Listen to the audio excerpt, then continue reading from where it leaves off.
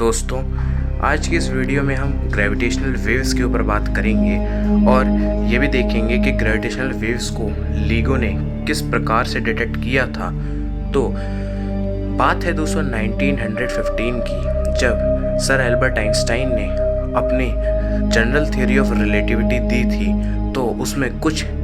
ऐसी mathematical equations आ रही थी जो कि ग्रेविटेशनल वेव्स को प्रेडिक्ट कर रही थी कि ग्रेविटेशनल वेव्स भी हो सकती हैं। तो दोस्तों, ग्रेविटेशनल वेव्स को समझने से पहले हम समझ लेते हैं जनरल थ्योरी ऑफ रिलेटिविटी। सो दोस्तों, सर एल्बर्ट आइंस्टाइन ने कहा था कि ग्रेविटी स्पेस टाइम फैब्रिक में एक एरिया होता है कि प्लैनेट का जितना ज़्यादा मास होगा वो स्पेस टाइम फैब्रिक में उतना ही ज़्यादा एम्बेडेड होगा, उतना ही ज़्यादा वो उस कर्वेचर को, उस स्पेस टाइम के फैब्रिक को कवर करेगा। इसको आप कुछ इस प्रकार समझ सकते हैं कि अगर आप एक चादर ले लें और उसमें एक मेटलिक बॉल डाल दें, कोई भी बॉल डाल दें, तो अगर चादर जो है वो अगर स्पेस टाइम है और जो मेटलिक बॉल या कोई भी भारी बॉल आपने डाली है तो वो कुछ ना कुछ गड्ढा सा कर देगी, उसमें कुछ ना कुछ उसमें एम्बेडेड हो जाएगी, कुछ उसमें वो है बहुत ज़्यादा धंस सी जाएगी। उसको उन्होंने ग्रेविटी कहा। और जो प्लैनेट्स के पास जितना ज़्यादा मास होता है वो उतना ज़्यादा स्पेस टाइम के फैब्रिक को उतना ही ज़्यादा ये डिस्टॉर्ट करता है, उतना ही ज़्यादा एम्बेडेड करता है, उतना ही ज़्यादा इसमें होल क्रिएट कर देता है और इसी चीज़ को ग्रेविटी कहते हैं। अब दोस्तों बात कर लेते हैं कि ये तो हो गई जनरल थ्योरी ऑफ रिलेटिविटी जो कि सर एल्बर्ट आइंस्टाइन ने दी थी। और अब हम बात करेंगे कि ग्रेविटेशनल वेव्स के बारे में। सो दोस्तों, ग्रेविटेशनल वेव्स क्या होता है, इसको आप इस प्रकार समझिए कि जब बहुत ज़्यादा हैवी ऑब्जेक्ट्स या बहुत ज़्यादा हैवी सेलेस्टियल बॉडी जैसे न्यूट्रॉन स्टार, ब्लैक होल, ये जब एक दूसरे के बहुत नज़दीक आ जाते हैं तो ये एक दूसरे को आपस में खींचने लगते हैं, जिससे स्पेस टाइम का जो फैब्रिक होता है उसमें रिपल्स बनने लगते हैं। जैसे कि अभी आपके सामने एक इमेज आ रही होगी, ये वाली, इसमें ये दो ऑब्जेक्ट एक दूसरे को ग्रेविटेशनल पुल से खींच रहे हैं और जब ये खींच रहे हैं तो स्पेस टाइम के फैब्रिक जो है ये जितना कवर कर रहे हैं उसमें रिपल्स आ रहे हैं, उसमें एक तरीके से वेव्स जनरेट हो रही हैं। सो दोस्तों, इस रिपल्स को हम ग्रेविटेशनल वेव्स कहते हैं। तो ग्रेविटेशनल वेव्स क्या होती हैं? ये दो सेलेस्टियल बॉडी जो कि बहुत हैवी बॉडी होती है, जैसे अगर मैं एक ब्लैक होल को ले लूँ और एक दूसरा सेलेस्टियल बॉडी जो कि एक और ब्लैक होल है, अब वो स्पेस टाइम फैब्रिक को, क्योंकि ब्लैक होल बहुत ज़्यादा इंटेंस ग्रेविटी क्रिएट करता है और उसका मास बहुत ही कम वॉल्यूम में कंसंट्रेट होता है, इस वजह से वो स्पेस टाइम के फैब्रिक को बहुत अंदर तक डिस्टॉर्ट कर देता है। जिसके बाद अगर कोई भी दो ब्लैक होल एक दूसरे के आसपास आते हैं तो वो सर्कुलर पाथ में एक दूसरे को खींचते हैं, एक दूसरे को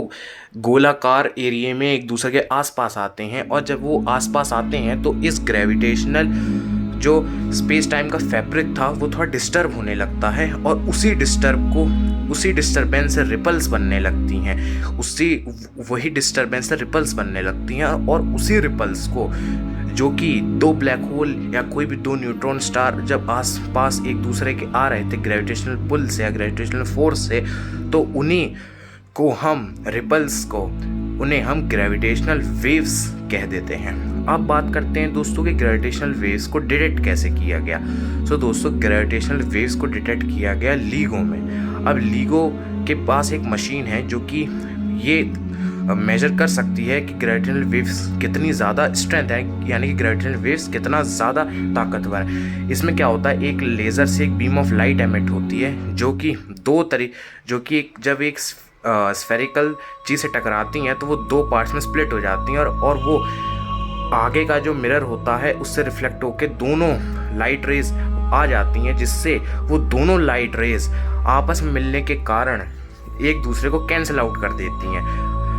अब जब ग्रेविटेशनल वेव्स कहीं पर भी किसी ब्रह्मांड के किसी भी कोने में क्रिएट होती हैं तो ग्रेविटेशनल वेव्स के पास दोस्तों बहुत एनर्जी होती है और वो जब एनर्जी करते करते अर्थ तक पहुंचती हैं तो इस लेबोरेटरी में, इन मशीन के पास, क्योंकि वो स्पेस टाइम को बहुत ज़्यादा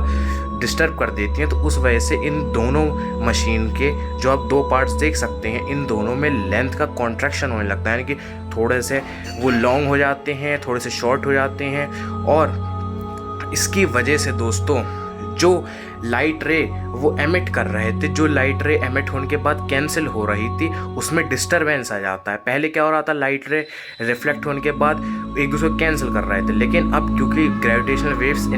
इनमें डिस्टरबेंस ला रही है, तो इस वजह से यहाँ पर कुछ ना कुछ लाइट एनर्जी बच जा रही है, जो कि मिरर में जाकर टकरा जा रही है। और जितनी ज़्यादा इसकी इंटेंसिटी होगी उतना ही ज़्यादा ग्रेविटेशनल वेव्स की स्ट्रेंथ होगी। अब इंटेंसिटी क्या होता है, इंटेंसिटी दोस्तों होता है पावर पर एरिया, यानी कि कितनी ज़्यादा पावर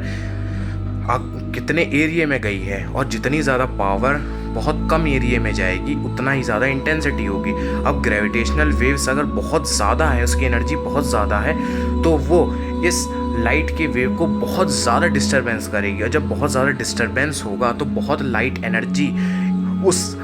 ऑब्जेक्ट के ऊपर टकराएगी और बहुत ज़्यादा इंटेंसिटी क्रिएट करेगी। और इस इंटेंसिटी से हमें पता चल जाएगा कि जो ग्रेविटेशनल वेव्स जनरेट हुई हैं यूनिवर्स में, उसकी स्ट्रेंथ कितनी थी।